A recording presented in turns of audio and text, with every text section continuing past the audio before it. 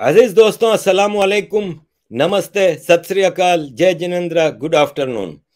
अजीज दोस्तों, पाकिस्तान में बलूचिस्तान और सिंध की आज़ादी की तहरीक बहुत जोर पकड़ गई है और अब वहाँ पे रोज ही कुछ ना कुछ होता है। अभी सिंध में, मैं सिंध की तरफ रहूंगा कि आज के प्रोग्राम में, तो सिंध में काफी लोगों में बेचैनी पाई जाती है और अब वो तंग आ गए हैं पाकिस्तान की पंजाबी आर्मी के तसल्लुत से, और वो अब अपनी आज़ादी से कम पे तैयार नहीं है।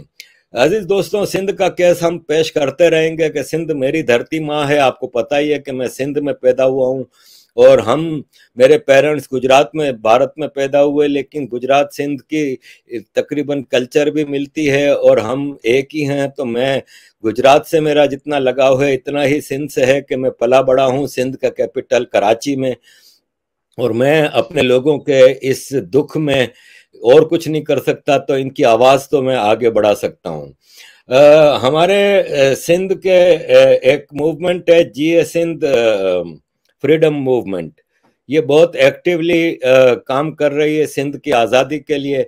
जीए सिंध फ्रीडम मूवमेंट के सुहेल अबड़ो जी हैं, जो कि चेयरमैन हैं जीए सिंध फ्रीडम मूवमेंट के। उनको हमने आज प्रोग्राम में दावत दी है ताकि वो सिंधु देश का केस आपके सामने पेश करें, ताकि आपको पता चले कि मूवमेंट क्या है और कहाँ खड़ी है। साईं सलाम और नमस्कार, आपका वेलकम है इन द प्रोग्राम। नमस्कार सब दोस्तों को और जो है सुनने वालों को, और आरिफ भाई आपको भी।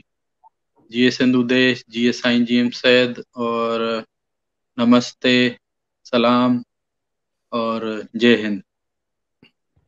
सबसे पहले तो मैं अपना जी आपसे मैं सबसे पहले आऊंगा सिंध के father of nation Sain GM Syed के हवाले से, कि 1940 में जब लाहौर में एक रेजोल्यूशन पेश किया गया जिसमें यह कहा गया था कि हिंदुस्तान के मगरबी और शुमाली यानी नॉर्थ वेस्ट के इलाकों में जो भी मुस्लिम मेजोरिटी एरियाज हैं उसमें आज़ाद देश बनेंगे। एक देश की बात नहीं हुई थी, छोटे छोटे अलग देश बनेंगे। तो साईं जीएम सैयद ने उसको सपोर्ट इस सिनारियो में किया था कि सिंध एक आज़ाद देश बनेगा, लेकिन धोखा दिया गया और साईं को 1947 के बाद फौरन अंदाजा हो गया, और इसके बाद साईं ने सिंध के राइट्स के लिए जद्दोजहद जारी रखी सारी जिंदगी, और ज्यादातर जिंदगी उन्होंने फिर जेल में ही गुजारी। तो साईं जरा हमें बताइए कि साईं की क्या वो जद्दोजहद थी और साईं ने सिंधु देश की आज़ादी की तहरीक कब शुरू की? मेहरबानी आरिफ भाई। सबसे पहले तो मैं अपना तारुफ कराता चलूं। Sohail Abro, GSN freedom movement जसफम का चेयरमैन हूं, और जीएसएन फ्रीडम मूवमेंट का बुनियाद हमारा जो है 1 जनवरी 2021 को हमने स्टार्ट लिया था, और उसी तरह हमने जो है जद्दोजहद का सिलसिला, अपनी सियासी मूवमेंट का सिलसिला पूरी सिंध में जारी रखा, जिसमें हमने साईं जीएम सैयद की सालगिरह पे रैलियां निकाली। इसके बाद जो है 23 मार्च योम दिफा पाकिस्तान का जो है उस पे हमने सिंध घुरेती आज़ादी यानी फ्रीडम ऑफ सिंध का, सिंधु देश के लिए कराची और हैदराबाद में आलीशान रैलियां निकाली। इसके बाद जो है हमारे जो प्रोग्राम जैसे बानो करीमा है या दूसरे हमारे सराय कुर्बान, बशीर खान या जितने भी शहीद हैं उनको भी हम जो है कंडोलेंस पेश करते आए। और इसके बाद जो है हमारी जो मूवमेंट जो है जितनी सिंध में जो है मसाइल जैसे enforce disappearance Sindh and Balochistan, इनके ऊपर भी हमने उठाया। और जो है जबरी मजहब जो तब्दील कराते हैं जो सिंध में, जो आईएसआई और पाकिस्तानी रियासत के थ्रू कुछ दलालों, मियां मिट्टू और इनके पर भी हमने एजिटेशन चलाई। तो ये हमारा तसलसल है। और मेरा जो पॉलिटिक्स में रहा है अपना, मुझे इस कौमी तहरीक में, सिंधु देश की आज़ादी की तहरीक में 30 साल हुए हैं। मैं जो है कराची से वाबस्ता हूँ, और हमने जो है वहाँ कराची से लेके स्टार्ट किया, फिर कश्मीर तक, पूरे कराची से पूरी सिंध तक हम लोग गए और जो है फ्रीडम मूवमेंट को जो है हमने फैलाया। वो बशीर खान के साथ हो या शफीक करनानी के साथ हो या अब्दुल वाहिद आरिसर के साथ हो, तो हमने मुख्तलिफ इन 30 सालों में जीए सिंध की जो है सिंधु देश की फ्रीडम मूवमेंट को हमने 30 सालों में मेरी जितनी सियासी है बैकग्राउंड तो उसमें हमने फैलाया। और इसके बाद फिर जो है रियासती अताब भी आए, जेल भी हमने काटे, टार्चर सेलों में भी गए और जो है रियासती यानी जो है इतना यानी हो गया जैसे जान के ऊपर बिल्कुल। तो वहाँ के हमारे पार्टी के ओहदेदारान और अदीब और दानिशवरों ने मुझे यहाँ वहां से निकाला और मुझे जलावतन होना पड़ा। मुझे 7 साल हुए, 6 साल हुए, तो मैं जलावतन हूँ। और जो है जहाँ अब हम जीएसएन फ्रीडम मूवमेंट से जो है सिंध में पॉलिटिकल एक्टिविटी कर रहे हैं।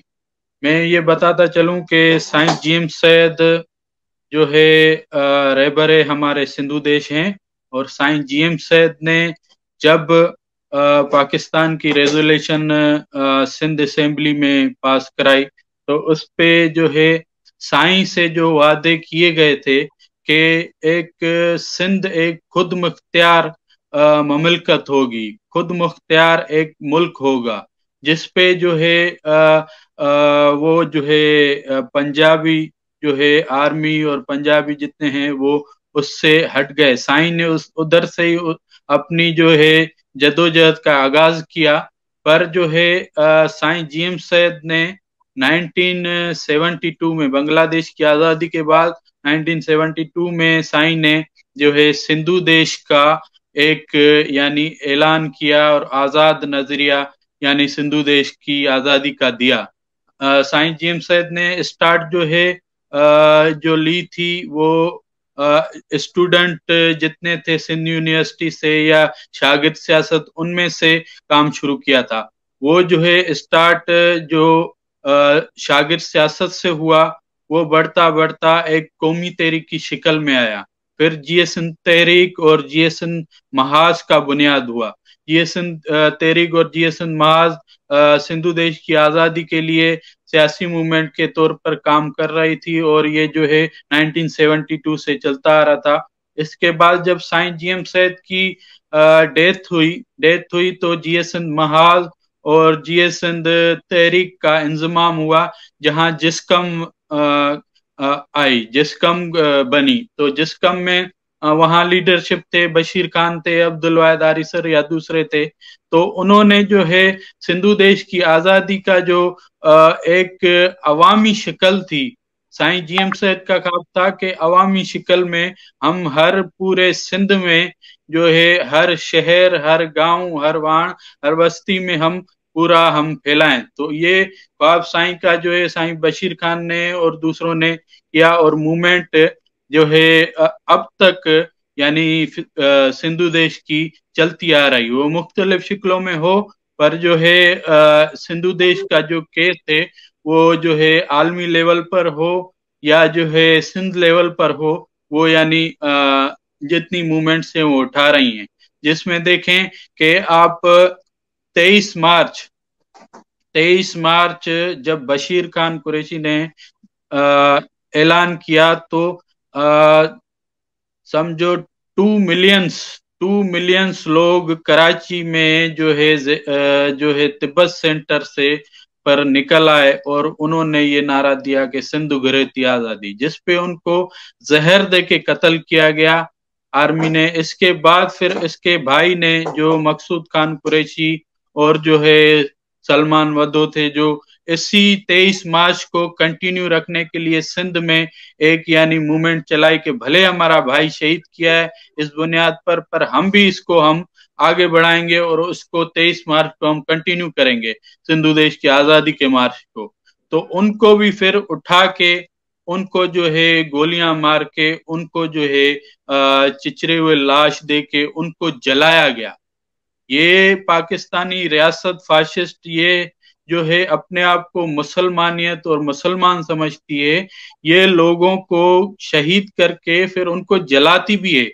मकसूद खान कुरैशी का लाश वो जो है जला हुआ मिला, सलमान वधू का लाश जला हुआ मिला। इसी तरह जो है हमारे जो है दूसरे जो मूवमेंट चला रहे थे, जिसमें सिराय कुर्बान खावर, रूपलो चोलियाणी, नूरुल्लाह तुनियो, ये जो है मूवमेंट सिंधु देश की चला रहे थे, इनको भी जो है गोलियां मार के इनकी भी बॉडीज को पेट्रोल छिड़क के, उनको भी केमिकल छिड़क के उनको भी जलाया गया।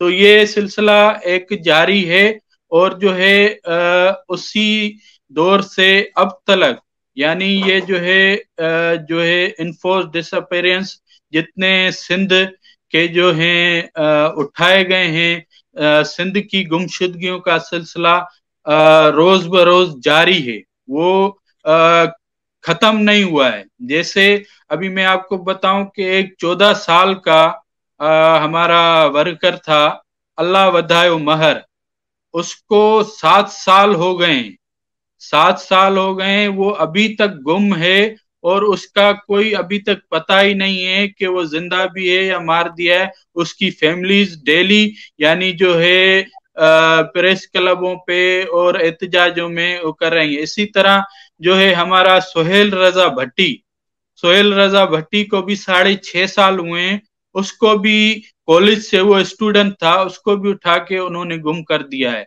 इसी तरह 100 से ज्यादा हमारे जो हैं वर्कर्स जो है अभी तक सिंधु देश मूवमेंट के आर्मी ने और ये जो है पाकिस्तानी रियासत इंटेलिजेंस इदारों ने उठा के गुम कर दिए हैं। हम ये उनको ये बता रहे हैं कि देखें, सिंध में भी इस तरह बलोचिस्तान जैसी सूरत हाल ये हाथों से पैदा कर रहे हैं। अगर सिंध से ये जो है सब सिंधी निकल के एक इकट्ठे होके यानी निकल आए तो फिर ये जो है पाकिस्तान का बुनियाद नहीं रहेगा। तो ये इस तरह जो है बलोचिस्तान जैसी सूरत हाल सिंध में भी की जा रही है। बलोचिस्तान में भी देखें कि मस्तशुदा लाश मिल रहे हैं और जो है जबरन जो है इज्तिमाई कब्रें मिल रही हैं जिसमें 100 लोग दफनाए जाते हैं। ये वो फाशिस्ट रियासत है जो है नवाब नौरोज खान को पहाड़ों से उतारा कुरान देके कि भाई तुम आओ नीचे और जो है हम आपके साथ मुआहदा करते हैं। नौरोज खान को कुरान पे उतार के फिर जो है उसको जो है उसको फांसी चढ़ा दिया, उसको मार दिया। इसके बाद जो है ये वो फाशिस्ट रियासत है पंजाबी जिनने अपने आप को मुसलमान कहते हैं, ये मदीना मुनव्वरा और इस पे जो है चंद टकों के एवज जो है इन्होंने गोलियां चलाई। तो ये सारी सूरत हाल है सिंधु देश की मूवमेंट की और जो है मैं आगे भी बात करता चलूंगा और जो है कंटिन्यू करें आरिफ भाई, तो मैं आगे भी कुछ जवाब भाई आपने ये सब बात बताई, मुझे ये बताएं कि पाकिस्तान को सिंध और बलूचिस्तान चलाते हैं। पाकिस्तान के जो रिसोर्सेज हैं, जो वसाइल हैं, वो सुनते हैं हम कि 65 से 70% खाली सिंध से आता है। पंजाबी आर्मी पाकिस्तान में सिंध के वसाइल पे ही कब्जा करके अपने आप को जिंदा रखे हुए और अपनी टेररिस्ट एक्टिविटीज को चलाए हुए हैं। और सिंध और बलूचिस्तान के पैसों से सिंध और बलूचिस्तान के लोगों का हाल खराब है। लाहौर में तो मेट्रो बस भी बनती है, मेट्रो ट्रेन भी चलती है, मुल्तान में भी चलती है, रावलपिंडी में भी चलती है। जबकि कराची जो सिंध का कैपिटल है, कराची में ट्रांसपोर्ट आपको पता ही है कि किस किस्म का ट्रांसपोर्ट है। अंदरून सिंध की हालत देखें तो वहां पे कुछ नहीं है। सीपेक के नाम पे सिंध और बलूचिस्तान को चाइना के हवाले कर दिया गया है। सिंध और बलूचिस्तान की जो कानें हैं कोयले की, सोने की और दीगर चीजें, सिंध में गैस का बड़ा जखीरा है, ये सब पंजाबी और चाइनीज मिल के लूट रहे हैं। इस सिलसिले में आपकी क्या स्टैंड है? मैं इसी पे ही आ रहा हूं। अभी जो है सिंध के जो वसाइल हैं, जिस तरह उस पे कब्जा किया गया है, सिंध में जो गैस है, पाकिस्तान को सिंध जो है गैस 72.5% जो है सिंध गैस देता है। पर वहां सिंध में हालत ये है कि यानी 4-4 दिन 5-5 दिन गैस ही नहीं होता है। और जो है सिंध की जो शहरी काफी इलाके और जो है सैकड़ों के तादाद में जितने गांव हैं वहां तो गैस इन्होंने दिया ही नहीं है।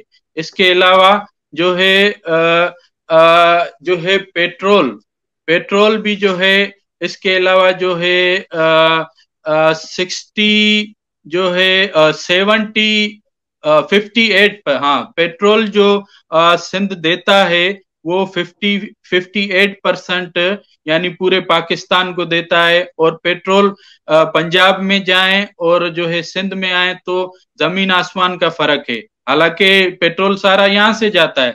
इसी तरह जो है सिंध पाकिस्तान को से टैक्स जो देता है अदा करता है वो 70% अदा करता है। 70% अदा कर रहे हैं, करने के बावजूद भी सिंध के जो लोग हैं भूख और बदहाली में मर रहे हैं। थर में जाएं आप, जो है उमरकोट में जाएं या सिंध के काफी इलाकों में जाएं तो भूख और बदहाली से लोग अपने बच्चे तक बेचने को, यानी एक वक्त का 2 वक्त का खाना खाने के लिए अपने बच्चे तक बेच रहे हैं। तो ये सूरत हाल सिंध में है। और सिंध में जो दुनिया का सब 6ठे नंबर पर जो कोयला रिजर्व कोयल जो मिलता है वो सिंध का 6ठे नंबर पे बड़े में बड़ा है, जिससे हम लोग जो है सालों तक बिजली पैदा करके और एक यानी खुशहाल यानी अपने वतन को बना सकते हैं। पर वहां सूरत हाल ये है कि बिजली जो है जाने का तो टाइम है, जाने का टाइम है, आने का कोई टाइम नहीं है। यानी जो है बिजली 24 घंटों में से 12 घंटों में से यानी 2 घंटे होती है, 10 घंटे होती ही नहीं है। इसी तरह जो है सिंध हाई कोर्ट की जो रिपोर्ट है, सिंध हाई कोर्ट की जो रिपोर्ट है पाकिस्तान के सिंध हाई कोर्ट की, उसमें 18 अजला हैं, 18 अजला हैं जिनमें गटर से मिला हुआ पानी लोगों को पिलाया जाता है। 18 अजला में जिनमें जो लोग गटर का पानी पी के हेपेटाइटिस और दूसरी बीमारियों से जो है वो जो है अब मर रहे हैं। पर जो है सिंध गवर्नमेंट या पाकिस्तान जो गवर्नमेंट और जो है उसको जो है कोई जो है कान पे जू नहीं रोंगती। तो इसलिए ये जो है सारी चीजें जो है मैं ये बता रहा हूं कि जो है सिंध में जितनी फौजी छावनियां बनाई गई हैं, फौजी छावनियों का मैं बताऊं कि इतनी फौजी छावनियों के नाम पे कब्जे किए गए हैं सिंध में। बदीन हो, ठट्ठा हो, सखर हो या मुख्तलिफ सिंध के अजला में जो है फौजी छावनियां बना के सिंध पर कब्जा किया है। सिंध की लाखों एकड़ जमीनों पर पंजाबी आर्मी का कब्जा है, जिसमें जिसमें ये छावनियां और जो है रिपोर्ट के मुताबिक छावनी जो अभी नई ताजी जो बनाई जा रही है कोटड़ी से जमपीर तक, जिसकी एराजी 1,20,000 के तहत है, तो वो जो है उसमें जो है कमर्शियल मार्केटें आर्मी की और जो है एयरपोर्ट वगैरह सारी जो पंजाबियों को पंजाब से ला के उनको जो है सिंधियों को अकलियत में तब्दील करने का मंसूबा किया जा रहा है। इसी तरह पंजाबी आर्मी ने डीएचए के नाम पर, बेरिया टाउन के नाम पर सिंध की लाखों एकड़ जमीनों पे कब्जा करके गैर मुल्कियों को, गैर सिंधियों को आबाद किया जा रहा है और सिंध को अकलियत में तब्दील किया जा रहा है। इसी तरह मैं बताता चलूं कि जो है सिंध के जो दूसरी जानिब जो है सिंध जो अमन पसंद धरती है और उसमें यानी एक रिपोर्ट के मुताबिक यानी 10,000 से जायद, यानी मुझे जो है रिपोर्ट मिली है 10,000 से जायद जो मदरसे खोले गए हैं। मदरसों में तालिबानाइजेशन और जो है यानी तालिबान पैदा किए जा रहे हैं। जो सिंध सूफियों की जमीन है, धरती है, उसको एक मजहबी आड़ में लाकर यानी धकेला जा रहा है। तो इसी जद्दोजहद पे और जो है इस पे जो है कौमी तहरीक कल भी यानी जद्दोजहद करती आई है। और दूसरा अहम मसला मैं ये बताऊं कि जितनी सिंधी हिंदू जो हमारी मजहब तब्दीली वाला जो एक रुझान सिंध में पैदा किया गया है, वो भी उसमें भी हम ये खुली तरह और ये वाजे करते हैं कि उसमें भी जो है आर्मी मुलविस है, उसमें भी फोर्सेस मुलविस हैं। मियां मिठू जैसे जो है दलाल, जिनको जो है आर्मी की और जो है फोर्सेस की सपोर्ट है, उनकी सिक्योरिटी देखें, 100 गार्ड और रेंजर्स की उसको सपोर्ट है, वो उनकी जो है उनके गार्ड हैं, वो जो है उनको ठेका दिया गया है पंजाब से लोग बुला के, पंजाब से लड़के बुला के, जितनी सिंधी हमारी बेटियां हैं उनको मजहबी जबरन तब्दील करा के जो है उसको मुसलमान किया जाता है। तो ये जो है इसमें इसी तरह पीर सरंदी है, वो उसका भी काम यही है। तो इस पे मुख्तलिफ वक्तों पर कौमी तहरीक ने अपना शाना बशाना जो किरदार है वो अदा किया है। और जो है हम अपने जो है जब मंदिरों पे हमले किए जाते हैं या बेटियों को अगवा करके जबरन मजहब तब्दील कराया जाता है, उसमें कौमी तहरीक ने हर दफा स्टैंड उठाया है और हर दफा उन्होंने इस पे जो है आवाज उठाई है। मैं अभी भारत गया था, तो वहां पे मैं भारत में पाकिस्तान में से सिंध से जो हिंदू माइग्रेट करके गए, इनकी बस्तियों में भी गया था, जयपुर जोधपुर में। साईं, आप पाकिस्तान सिंध से बाहर रहते हैं, आपको अपनी धरती की कितनी दिल में तलब लगती होगी, कितनी याद आती होगी। मुझे याद आती है, मेरे पेरेंट्स जब भारत में गुजरात से आए थे पाकिस्तान 1947 में, तो हम अपने बचपन में उनसे अपने गांव की, अपने इलाके की बातें सुनते थे। हर आदमी को अपनी उस धरती से प्यार होता है जहां वो पैदा है, हुआ है, पला बड़ा है। तो उन सिंधी हिंदुओं का दर्द मैंने अपनी आंखों से देखा। वो बहुत तड़प रहे हैं कि काश के सिंधु देश आजाद हो जाए और हम वापस चले जाएं अपने इलाकों में, अपनी जगहों पे। तो साईं, इन सिंधी हिंदुओं के लिए जो कि पाकिस्तान में बच गए हैं, थोड़े से ही बचे हैं, इनकी सिक्योरिटी के हवाले से आपकी तहरीक कुछ कर रही है? जी बिल्कुल, मुख्तलिफ वक्तों पे जो है भूरो भील वाला वाकया हो, रिंकल कुमारी वाला हो, रवीना वाला वाकया हो, और जो है काफी जो है जो जितनी हमारी सिंध की बेटियों को अगवा करके जब मजहब तब्दील कराया जाता है, तो उस पे पूरी कौमी तहरीक स्टैंड लेती है।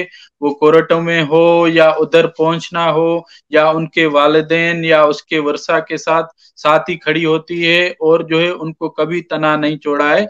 और जो है मैं आपको भूरो भील वाला वाकया बताऊं कि जब भूरो भील वाला वाकया हुआ था कि मुसलमानों का कब्रिस्तान था, उसकी जो है उनको उनके वर्षा ने उसमें दफनाया था, तो उधर के ही यानी पीर सरंदी और जो है मजहब के ठेकेदारों ने उसकी लाश निकाल के यानी रोड पर फेंकी थी।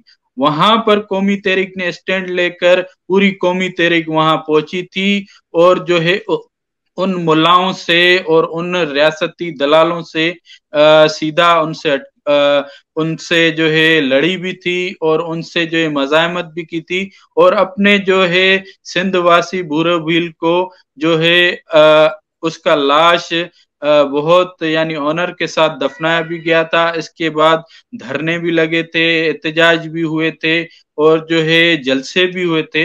हम जितनी भी ये हमारी सिंधी हिंदू बरादरी है, हमारा हिस्सा है, हम जो है जो है राजा डाहर से लेके और जो है सिंधु नदी से लेके सनातना से लेके हमारी एक 7,000 साल पुरानी एक सकाफत है। पाकिस्तान को तो बने हुए 75 साल हुए हैं। सिंध की जो सकाफत है, सिंध की जो हिस्ट्री है, सिंध का जो कल्चर है, वो जो है हजारों साल पुराना है। आप देखें कि जब भी सिंध की सकाफत कल्चर पे वार हुआ है, वो जो है किसी रियासती दलाल ने किया हो तो सिंधी करोड़ों की तादाद में सिंध में निकले हैं। अभी आप देखें कि ताजा जो है कल्चर डे हुआ था इसमें जो है पूरी सिंध में, कराची में, हर जगह पे यानी करोड़ों लोग निकले थे, करोड़ों लोग निकले थे। और जो है उन्होंने अपने टोपी, अजरक, और इस दफा चेंजिंग ये नजर आई थी कि आप देखें कि उन करोड़ों की जो है रैलियों में, लोगों में जो है सिंधु देश का परचम जो है उनके हाथों में था। और जो है सिंधु देश का जो एंथम, सिंधु देश जी धरती तोते पांजो शीश नुमाए, ये एंथम भी हर जगह चलाया था। तो ये हमारे जो है साईं जीएम सैयद के नजरे की फतह है। और साईं जीएम सैयद ने सिंधु देश का नारा नहीं दिया।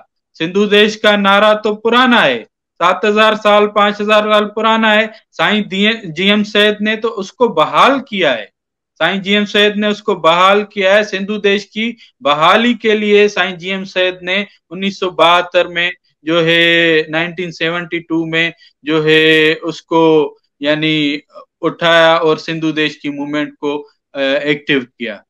तो ये सूरत-हाल है। मैं ये बताता चलूं कि जो है ताजा जो है जीएसएन फ्रीडम मूवमेंट पे रियासती ऑपरेशन किया गया है। वैसे तो हर साल साईं जीएम सैयद की सालगिरह हो या वर्सी हो तो उस पे जो है हम जाते हैं, पर वहां जो है केसेस दाखिल होते हैं।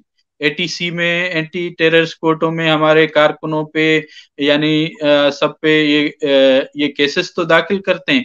पर इस बार 25 अप्रैल को साईं जीएम सैयद की वर्सी पर जो है जीएसएन फ्रीडम मूवमेंट की जो औरतों की, बच्चों की, नौजवानों की रैली थी, उस रैली का मकसद ये था, उसका बैनर देखें, उस पे लिखा हुआ था सीपेक नामंजूर।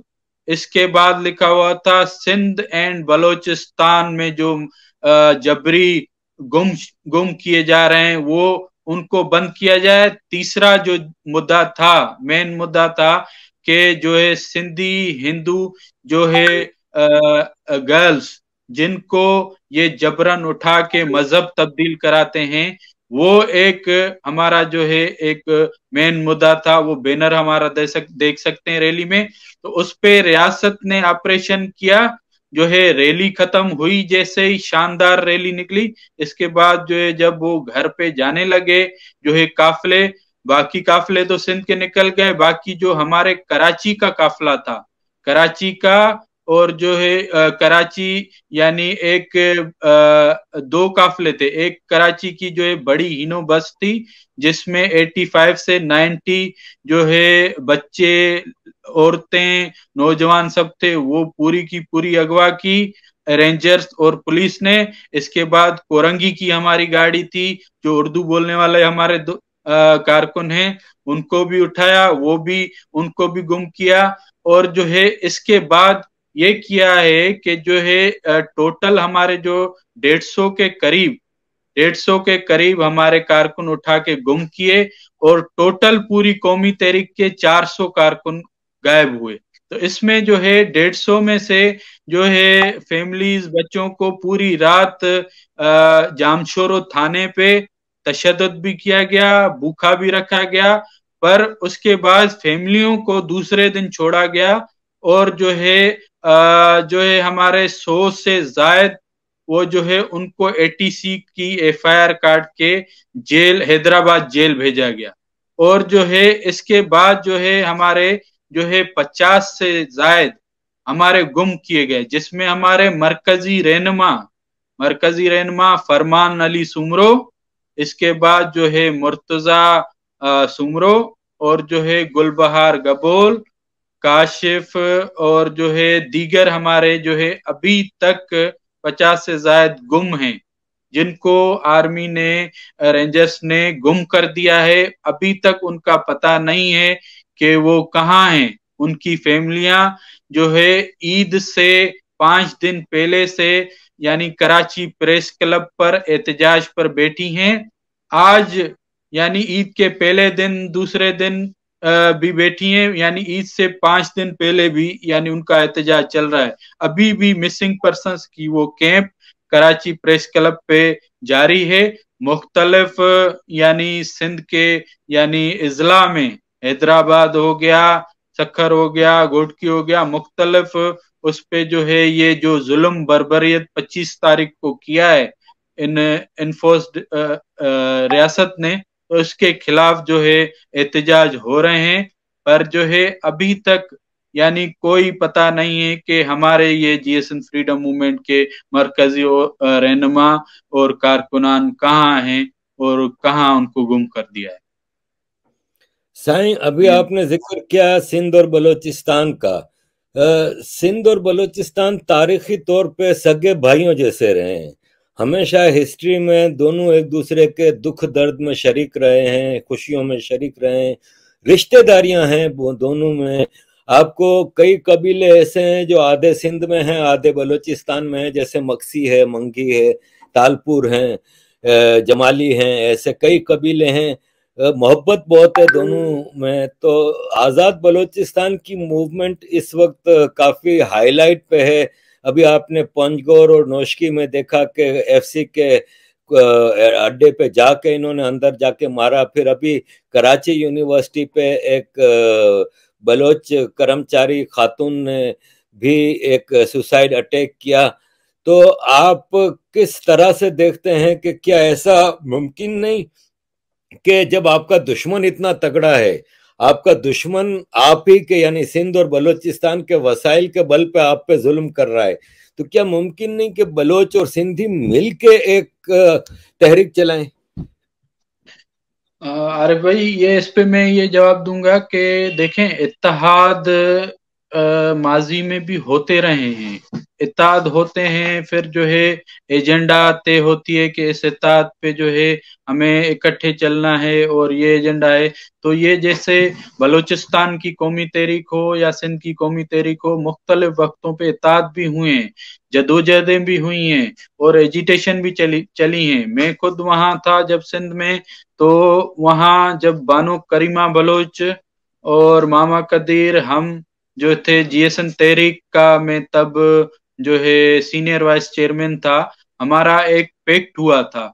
लतीफ जोहर जो बैठा था, भूख हड़ताल पे बैठा था, तो उसकी भूख हड़ताल की जो सियासी मूव, हम लोग रैलियां और मुजाहरे एहतजाज कर रहे थे, वो हमने इकट्ठे मिलके चलाए थे। इसके बाद जो है मिसिंग पर्सन सिंध और बलूचिस्तान का वक्तन बवक्तन, और जो है आप देखेंगे कराची प्रेस क्लब हो या जो है पूरी सिंध में लॉन्ग मार्च हो, तो जैसे मामा कदीर निकले थे लॉन्ग मार्च पे कराची से बलूचिस्तान से कोयटा तक, तो वहां कराची से लेके कश्मीर तक मामा कदीर बलोच के इस्तकबाल हुए। और जो है इसमें जो जितनी कौम परस्त जमाते थे, सिंधी थे, जितने थे, सब ने उनको इस्तकबाल दिया और उनके साथ पैदल भी चले। तो जब हम कोयटा पहुंचे, मुझे याद है कि जब डॉक्टर सफदर सर्की को गुम कर दिया गया था आर्मी ने, तो उसको 24 महीने हुए थे, तो हमें पता चला कि उसको जो है जाहिर किया है जो है इधर कोयटा में।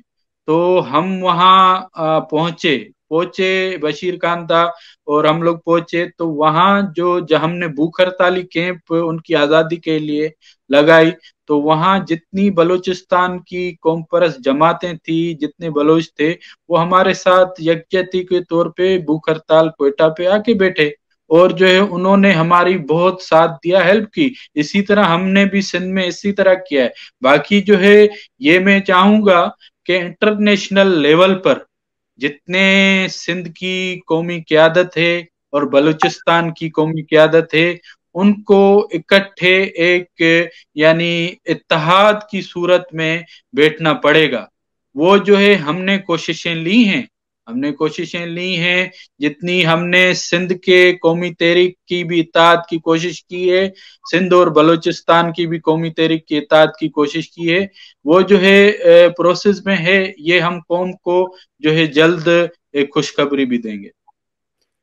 साईं, एक और सवाल है। अब कुछ आपसे एक दो जरा कड़वे सवाल कर लें, ताकि ये है कि लोग, हमारा मकसद है लोगों में अवेयरनेस लाना कि सिंधु देश कि मसाइल क्या हैं और सिंधु देश की तहरीक कहाँ खड़ी है। पहला तो ये है कि 1979 में जब अफगानिस्तान में जंग शुरू होती है तो एक डिजाइन के तहत जियाउल हक ने पख्तून जो अफगानिस्तान से मुहाजिरिन जो आए थे उनको कराची में और सिंध में बड़ी तादाद में आबाद किया और पूरी डेमोग्राफी सिंध की चेंज कर दी गई।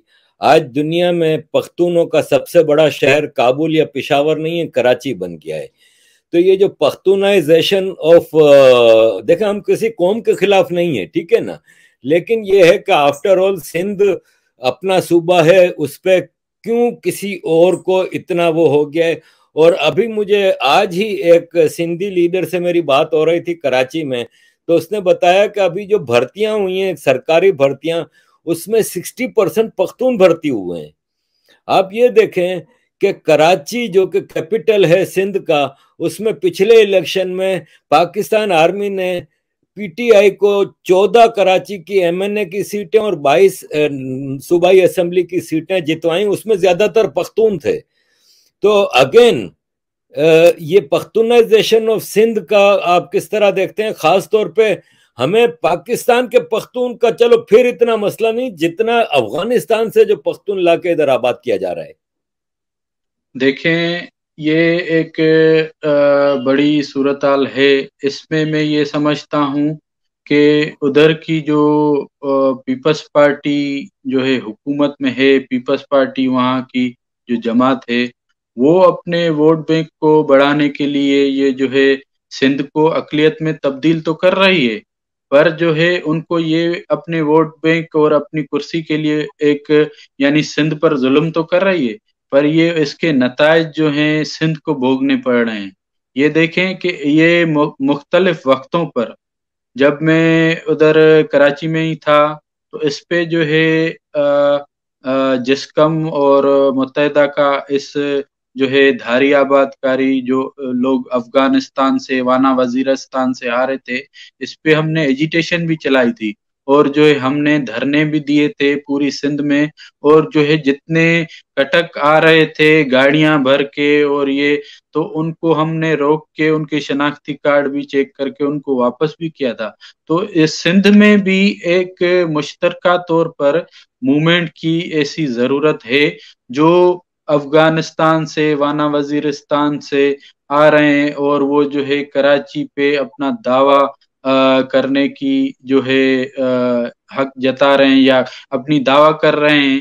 तो मैं उनको ये बताना चाह रहा हूँ कि सिंध सूफियों की धरती है, पर सिंध पर जब भी हमले हुए हैं, वो अरगुनों की शक्ल में हो, तुर्खानों की शक्ल में हो, मंगोलों की शक्ल में हो, तो उनकी आपको जो है कब्रें तो यहाँ मिलेगी पर उनका कोई तशख्खुस नहीं मिलेगा। सिंध कल भी इस पे लड़ी है और जो है ऐसा वक्त आया तो इस पे लड़ेगी। साईं एक और सवाल होता है, आफ्टर ऑल मैं ठीक है मैं किसी सिंधी ऑर्गेनाइजेशन का हिस्सा नहीं हूँ, मैं एक इंडिविजुअल हूँ, लेकिन बहरहाल सिंध का बेटा हूँ। तो मैं जब सिंध के हवाले से कहीं बैठ के बात करता हूँ तो मुझसे अक्सर सवाल करते हैं यहाँ के यूरोपियंस भी और इंडिया में भी, कि सरकारी तौर पे नहीं लेकिन कोई स्कॉलर है, कोई जर्नलिस्ट है, तो मैं उनसे कहता हूँ कि जिस तरह बांग्लादेश की तहरीक के लिए इंडिया ने मदद की और इंडिया ने गवर्नमेंट इन एग्जाइल कायम की, बांग्लादेश की, तिब्बत की government in exile in Delhi कायम की, तो इस तरह क्यों सिंध और बलूचिस्तान की आजाद रियासतों की गवर्नमेंट इन एग्जाइल दिल्ली में कायम नहीं की जाती?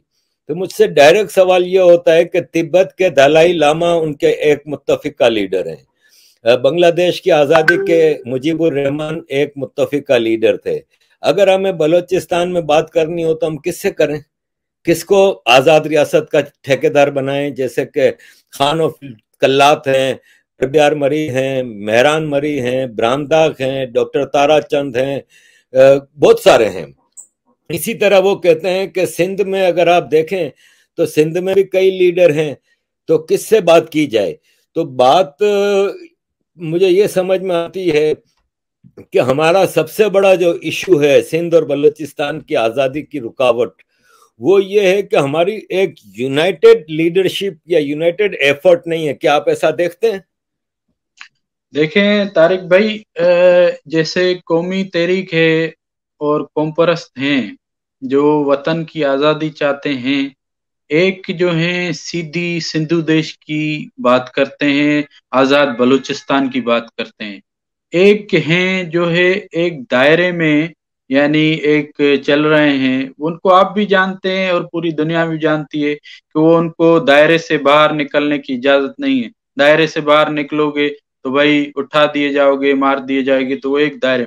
पर ये जब सब पूरी दुनिया को पता भी है, जैसे आपने हिंदुस्तान की बात की, और इसी तरह दूसरे मुल्कों को भी यानी ये मालूम है कि भाई जो एक सीधी और आजाद बलूचिस्तान की सिंधु देश की बात कर रहे हैं तो उनसे रुजू करें।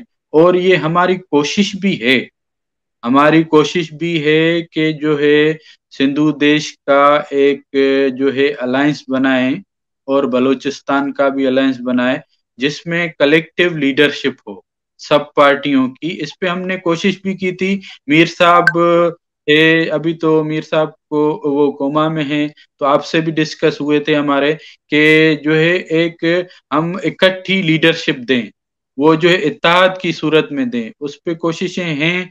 और जो है उस पे उन कोशिशों पे हम वर्क कर रहे हैं, और जो है सिंध की जमातों से हमारी बातचीत चल रही है, वो भी हम जल्द आपको खुशखबरी देंगे।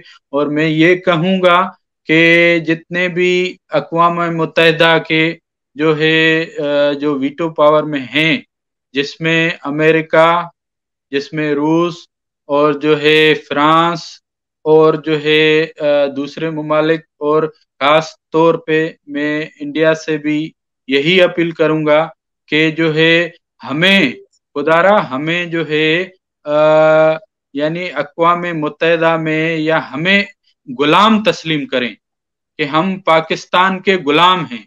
हम पाकिस्तान के गुलाम तस्लीम कर लिया, जैसे बलूचिस्तान को किया हुआ है, या दूसरे मुल्क को जो आज़ादी की जदोजहद में लड़ रहे हैं उनको किया। हमें सिर्फ गुलाम तस्लीम करें और हमारा जो है केस जो है सिंधु देश की आज़ादी का, वतन की आज़ादी का, इसमें जो है हमारी मदद करें। साईं, भारत के लोग अक्सर मुझे ईमेल करते हैं, मैसेज करते हैं कि बांग्लादेश की आज़ादी में भारत ने इतना बड़ा किरदार अदा किया। नतीजा ये निकला कि बांग्लादेश से ज़ियाउल रहमान के ज़माने में या खालिदा ज़िया के ज़माने में ISI का गढ़ बन गया था, और भारत में टेररिज्म की जाती थी, आसाम में, वेस्ट बंगाल में। और बांग्लादेश में मौजूद हिंदू जेनोसाइड कंटिन्यूस चलते रहे, आज भी वहां पे हिंदुओं पे अत्याचार हो रहा है। तो वो कहते हैं कि कल को सिंध को हम अगर मदद करेंगे, सिंध आजाद हो गया, तो क्या गारंटी है कि वहां के हिंदुओं को इसी तरह मारा नहीं जाएगा और भारत के लिए सिंध एक लॉन्च पैड नहीं बन जाएगा टेररिज्म के लिए? मैं ये बताता चलूं कि देखें, एक यानी हिस्ट्री देखी जाती है हमारी, जो है 5-7 हजार साल पुरानी हिस्ट्री है। सिंधी जितने हैं वो सूफीज्म के कायल हैं। वो अमन की, सिंध जो है अमन की धरती है। वहां का जो मुल्ला भी है, मुल्ला भी जो है वो भी जो है यानी इंतहा पसंद नहीं है वो जो है। और सिंध की अब ये सूरत हाल है कि पहले जो ये होता था कि सिंध का नाम लेने वाले को भी कोड़े लगते थे, और जैसे सिंधी में हम बोलते हैं, सिंध तू जो नाम तम जणकारियर ते पैर रखे हम, तो इस तरह की पहले सूरत हाल थी। पर अब टोटली सूरत हाल भी चेंज है। जब तक वो जो है वफाक परस्त हो, या जो है सिंध की जमातें हों, या पॉलिटिक्स जो ये इलेक्शन ही लड़ती हैं, तो जब तक वो GSN नहीं बोलते हैं, लोग उनको सुनने के लिए तैयार नहीं है। और जो है देखें, मजहबी जुनूनियत सिंधी जो है उनमें नहीं है। आपने देखा होगा कि सिंध सूफीज्म के कायल है, और जो है सूफियाना जो दर्स देते हैं, भेटाई सरकार हो, सचल सरमस्त हो, जो है एक अमन का पैगाम देते हैं। सिंध में ऐसी मजहबी जुनूनियत हालांकि रियासत ने पैदा करने की कोशिश की, पर पूरी सिंध उसको कंडेम करती है। जब भूरो बिल वाला वाकया हो या रवीना वाला वाकया हो या रिंकल कुमारी वाला वाकया हो, पूरी सिंध निकली थी। और ऐसे वाकया जब भी होते हैं तो पूरी सिंध निकल पड़ती है। तो इसमें आप ये देखें कि सिंधी जितने भी हैं वो मजहब परस्त नहीं है, वो जो है एक सूफीज्म के कायल हैं, और सिंध अमन की धरती है। साईं, आपने अभी थोड़ी देर पहले बताया कि आप भारत सरकार से आपने रिक्वेस्ट की, आपने यूनाइटेड नेशंस के परमानेंट मेंबर वीटो पावर वाले उनसे रिक्वेस्ट की। मेरा आपसे सवाल यह है कि भारत का आम नागरिक आपके लिए क्या कर सकता है? आम सिटीजन, आम इंडियन सिटीजन आपके लिए क्या कर सकता है? आप उनसे क्या मैसेज देंगे? उनको क्या तवक्को रखते हैं, खास तौर पे सिंधु देश से वो हिंदू सिंधी जो माइग्रेट कर गए 1947, जिन्होंने कराची बनाया, जिन्होंने सिंध को इतनी अजीम वो बनाया था रियासत, वो हिंदू अमेरिका चले गए 47 में, इंग्लैंड चले गए, पूरी दुनिया में चले गए, खास तौर पे भारत में। उन सिंधी हिंदुओं से और आम भारत के बाशिंदों से आप क्या मैसेज देंगे और क्या तवक्को रखते हैं? मैं उनको मैसेज यही देना चाहूंगा कि खुदारा अपने वतन, अपने धरती भूमि, अपनी माँ और अपनी सिंधु नदी को जो जदोजहद कर रहे हैं, और जो है सिंध वतन को आजाद करने की जो जदोजहद में हैं, तो जितने सिंधी जो हमारे माइग्रेट हुए हैं वो अपनी धरती माँ को बचाने के लिए, अपनी धरती माँ को वापस वहां जन्म भूमि में वापस आने के लिए इस पंजाबी फाशिस्ट रियासत से जान छुड़ाने के लिए सिंध की कौमी तहरीक की मदद करें, और सिंधु देश की आज़ादी की यकीन बनाने के लिए उनकी जो है हेल्प करें। हम आपको सिंधु देश की आज़ादी को यकीनी बना के दिखाएंगे, और जो है अपनी उस जो 7,000 साल पुरानी तारीख, पुराने वतन को हम बहाल करके दिखाएंगे। आए आप हमारे हाथ मजबूत करें, जीएसएन फ्रीडम मूवमेंट कौमी तहरीक के हाथ मजबूत करें। हम आपको जो है सिंध वतन और धरती माँ की आजादी दिला के देंगे। मेहरबानी। जी सिंधु देश, बहुत मेहरबानी, आपने इतना टाइम दिया, इतनी क्लियर बातें की। Thank you very much for giving us time. और यह है कि मैं यही उम्मीद रखता हूँ कि हमारी तहरीक जोर पकड़ेगी और जल्द हम आजाद सिंधु देश में आप और मैं आमने सामने बैठ के बात करेंगे। बिल्कुल बिल्कुल। You are son of Sohail Arif Ajakia, son of Sohail of Sindh. आप पे हमें फख्र है, और जो है जहां आपकी धरती, अपनी माँ जो जन्म भूमि है वही हमारी है। आप भी इस जदोजहद में और इस जो जुल्म बर्बरियत चल रहा है और इस एजिटेशन की जो मूवमेंट चल रही है, इसकी आवाज उठाएं और हमारे हाथ मजबूत करें। जी सिंधु देश, जी साईं, जी हम सर। अजीज दोस्तों, आपने सुना सुहेल अबड़ू साहब की दर्द भरी दास्तान। वो सिंध का दर्द रखते हैं। उन्होंने अपनी जिंदगी सिंध के हुकूक के लिए, सिंध की आज़ादी के लिए वक्फ कर दी है। और हम भी समझते हैं कि आज़ाद सिंधु देश के बगैर हिंदुस्तान भी आज़ाद नहीं है, क्योंकि इसी सिंधु देश के वसाइल से पंजाबी आर्मी भारत में टेररिज्म करती है। आज़ाद सिंधु देश भारत को भी काफी सुकून देगा। तो आप सबसे दरख्वास्त है कि हमारे सिंधु देश की आज़ादी में आप जितनी हमारी मदद कर सकते हैं करें। थैंक यू वेरी मच अजीज दोस्तों for your support. Keep supporting. जय सिंध, जय हिंद।